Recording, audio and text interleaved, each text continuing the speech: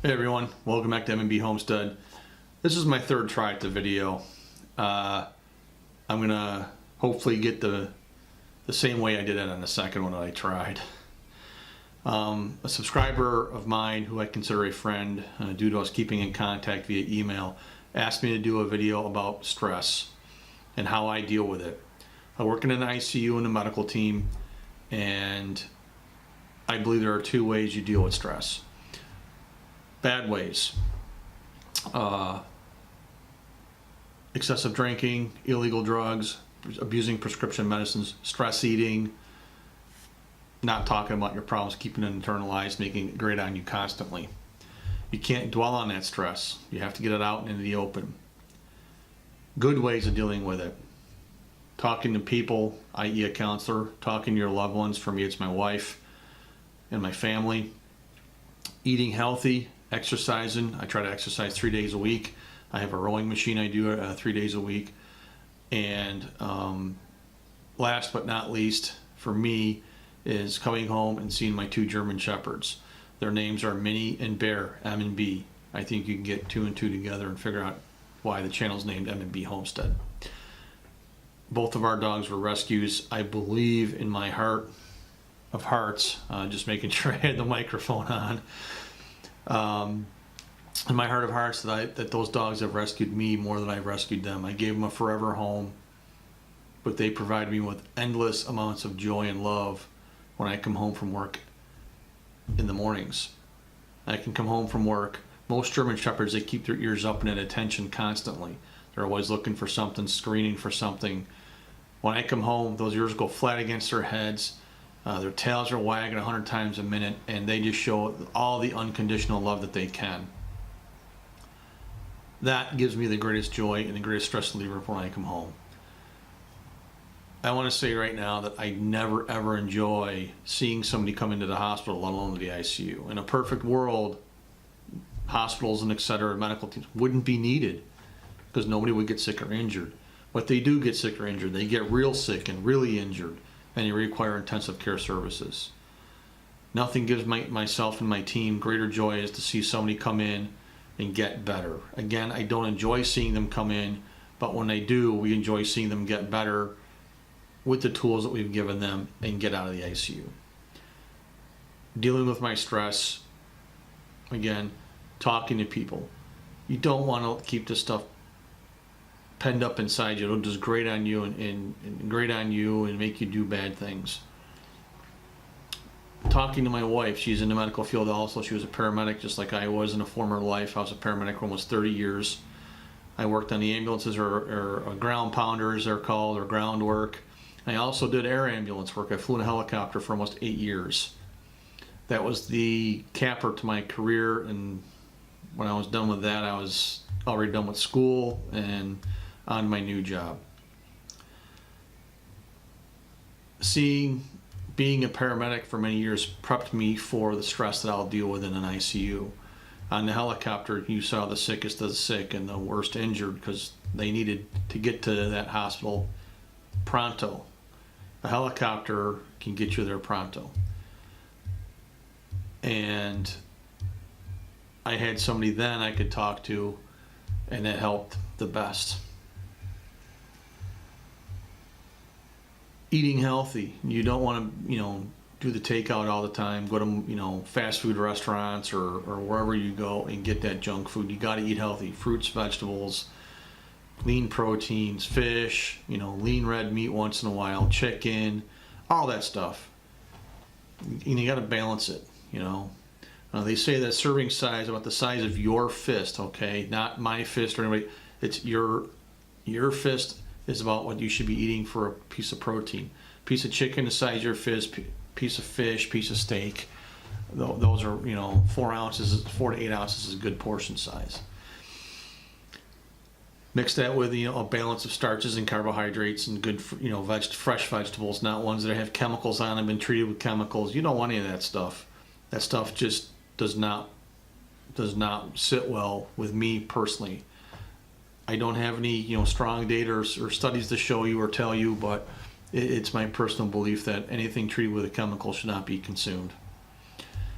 Grow it naturally. You know what you put into the soil. You know what type of water you used. You'll know what that food's healthy or not.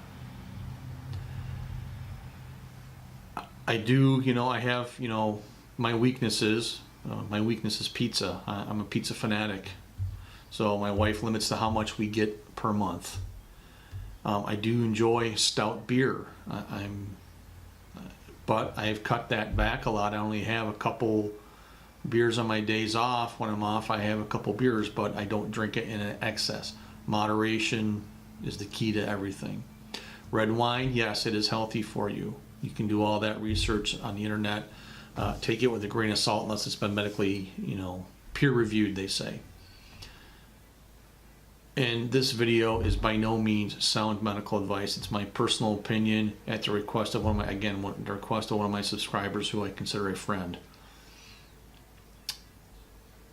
Talking to my wife, eating healthy, seeing my dogs, and not abusing illegal drugs or prescription medicines. I make a differentiation when I get information in the ICU.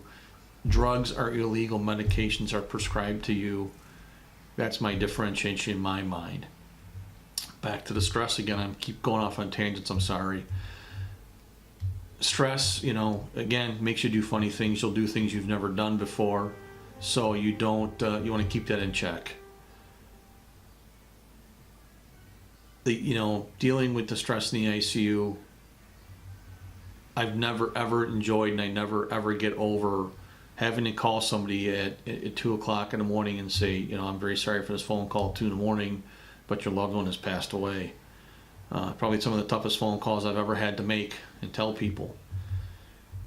The younger the patient, the harder it is. And usually if they're really young in the ICU, family's there already. They know what's going on. They can feel it. I don't, I just, it's something I have to do. I don't, like to do it, but I have to do it. I never like seeing somebody die on my shift. I always say, not on my shift, but it does happen. And then when it does happen, the team gets together, we discuss what happened, and we discuss everything about it, and we plan better for, the future. If it happened out on the medical floor, I go to that floor and I talk to them and say, hey, what happened? What can we do? You guys did a great job. You got me involved. Unfortunately, it didn't work, or it did work. Hopefully, it's always it did work. But there are times that you have to say it didn't work. So, with that, again, the ways that you deal with stress overall, one, talk to somebody, talk to a counselor, talk to your wife, eat healthy. Don't eat the pizzas in moderation in pizza. I get it twice a month. That's all I'm allowed. That's my allowance. Healthy vegetables, lean proteins, stay healthy, balance everything. Exercise, plenty of water. You'd be surprised what just exercise will do to your psychological well-being. Relieves that stress, makes you healthier, gets your stamina up. You're able to be a good team member. Bad ways, you don't want to do that. Excessive alcohol, hard liquor. Again, that stuff's meant to be enjoyed in moderation, but not in excess. Stress eating, you see something, I gotta have that, and you go and you grab 3 of them. Well, don't grab any. Being a diabetic, I'm not supposed to have chocolate or sugar, so do I have weak points? Yeah, a lot. But we get over it. I get over it and I get back on track. So I want to thank you guys for your time watching this video. Hopefully you watched it to the end. Hopefully I didn't bore you too much. If you like the channel, please subscribe to it. If you want to be notified of the new videos coming out, you click the little bell next to the subscribe button until it says notified for all the notifications or something to that effect. And you'll be notified every time I post a new video. Again, thank you. If you're in the medical field, share this with your friends to tell them, hey, there are other people out there that deal with stress also. Sometimes they feel isolated. People feel isolated when they're under stress, that nobody else knows what they're going through. Well, I do. I've been there. I've burned out being a paramedic multiple times. I can't do it anymore. That's done. That chapter, as I tell everybody, that chapter of my life is done. I'm on to a new chapter. Having my wife that I have, God bless her soul, she puts up a lot of my stuff, but she's a good listener and a good advice giver, and I thank her for that. So, thank you. I'll see you in the next video.